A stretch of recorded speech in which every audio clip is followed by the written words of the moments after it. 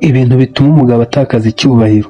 Buri mugabo wese aho ava akagera aba yumva ko agomba kuba yakubahwa, ariko si ku bagabo bonyine n'abagore nabo ni uko. Gusa iyo bigeze ku mugabo ubona ko icyubahiro ari cyo kintu aba akeneye kurusha ibindi, hari n'ibyo akora kugira ngo iki cyubahiro agiharanire.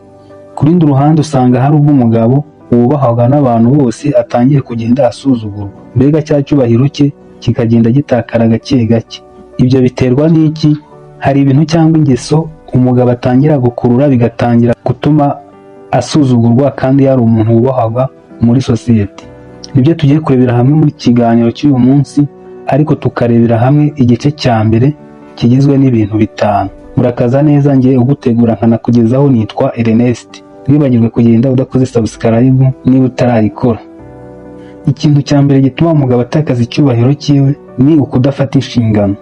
Kimwe mu bintu by'ingenzi bituma umugabo yitwa ko ari umugabo, cyane cyane mu muryango we, ni ugufata inshingano.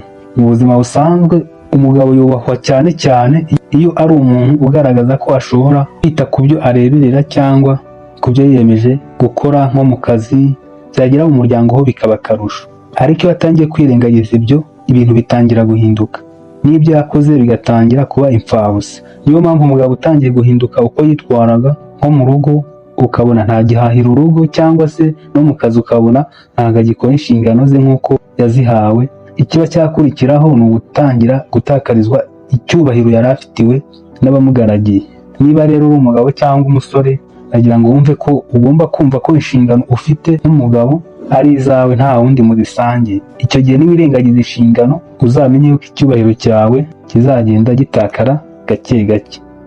Ikintu cya kabiri gituma umugabo atakarizwa icyubahiro yari afite ni ukudasohoza amasezerano. Mu gihe wumva ko uri umugabo, ugomba kumva ko ugomba guhagarara ku ijambo cyangwa isezerano ryawe. Niba uzi ko utanze amasezerano y'ibyo uzakora, wowe ukumva yuko utagomba kubikora, byaruta ukicecekera aho kugira ngo witeranye n'abantu, bityo bigatuma batangira no kugutakariza icyizere. Iki ni nka cya gihe wemerera nk'inshuti yawe yuko ugomba kuyiguriza amafaranga, wenda igakemura nk'ikibazo gikomeye yari ifite, ariko wa munsi wayihaye wagira ngo umugurize ya mafaranga akemure cya kibazo, ukabyirengagiza ukigira nkaho ntabyo mwumvikanyeho, kandi ukabikora ubizi ni ya mafaranga unayafite nta n'impamvu yumvikana ituma udasohoza amasezerano wamuhaye. Kandi ugasanga si wowe wenyine ubikoreye, uhora ubikora, abandi nabo batandukanye nabo ubaha amasezerano ntuyasohoze, mbega ukabona ko ari nk'ikintu wiyemeje. Ibyo rero bizatangira kukugaragaza nk'umuntu udashobotse muri sosiyete, bityo icyizere n'icyubahiro wahabwaga biyoyoke. Rero niba uri umugabo cyangwa undi muntu uwo ari we wese, ibyo uzabyirinde kugira ngo uharanire icyubahiro cyawe. Ikintu cya gatatu ni igihe udaha abandi icyubahiro bakwiye. Iki ni cya gihe umuntu w'umugabo cyangwa umusore atangira kumva ko ari we muntu urenze muri sosiyete, agatangira kugaragaza imyitwarire yo gusuzugura no kudaha agaciro abandi. Ibi uzabyitegereza uzakunda kubibona cyane cyane nko ku bantu bavuye mu buzima bubi, wenda batangiye gutunga nk'amafaranga, nabo ubona ko atari amafaranga menshi yatuma abantu bumva yuko bagomba kwiterera hejuru. Mwene aba bantu baba bumva ko hari ibyo bafite abandi badafite, bigatuma bumva ko bagomba gusuzugura bagenzi babo. Bitari n'ibyo, na ba bandi bitwaga ko ari inshuti zabo ukabona batangiye kubicaho, mbega umubano wabo ntugihari nka mbere. Rero ntuzigere wumva ko gufata abandi gutyo kubereka ko basuzuguye kuko hari icyo ubona ubarushije, wumve ko nabo bazakubaha. Ujye witondera uburyo ufatamo abantu, kubera ko bishobora kuba byakugaruka kandi bikakugiraho n'ingaruka zikomeye. Ikintu cya kane ni igihe uhora wumva ko abantu bagomba kukubaha kandi bigaragara ko nta kintu kigaragara gihari bagomba kubahira. Kumva ko abantu bose bagomba kukubaha nyamara nta mpamvu igaragara cyangwa ibikorwa bigaragara bituma bakubaha, ni imyitwarire ituma aho kugira ngo bakubahe ahubwo batangira kugutesha agaciro. Icyubahiro cyangwa kumva ko abantu bagomba kukubaha nta muntu n'umwe ujya ubisaba, ahubwo wowe urema ibintu cyangwa ibikorwa bizatuma bakubaha. Rero ntugate umwanya wawe usaba abantu ubabwira ati ngo nibakubahe. Iryo ni ikosa rikomeye, kuko nuzaguha icyo cyubahiro azaba akiguhaye atazi impamvu akiguhaye, wenda abikorere kuko wabimusabye. Rero nkawe hano niba ushaka kubahwa, kora ikintu kizatuma abo bantu bakubaha.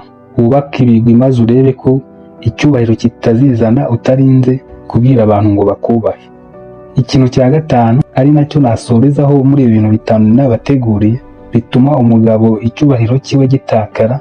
Ni igihe umugabo atangiye kwishora mu ngeso mbi.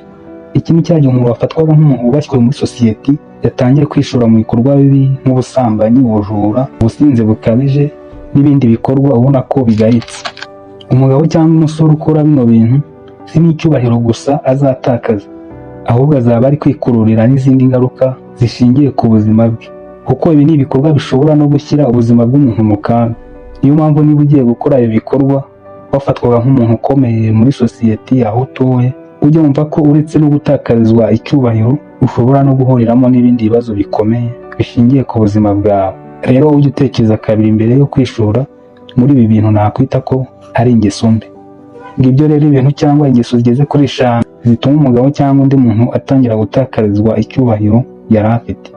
Wakoze cyane rero wakurikiye kino kiganiro. Niba kino kiganiro kigufashije, ntugende udakoze subscribe, like na comment. Dusubire mu kindi kiganiro.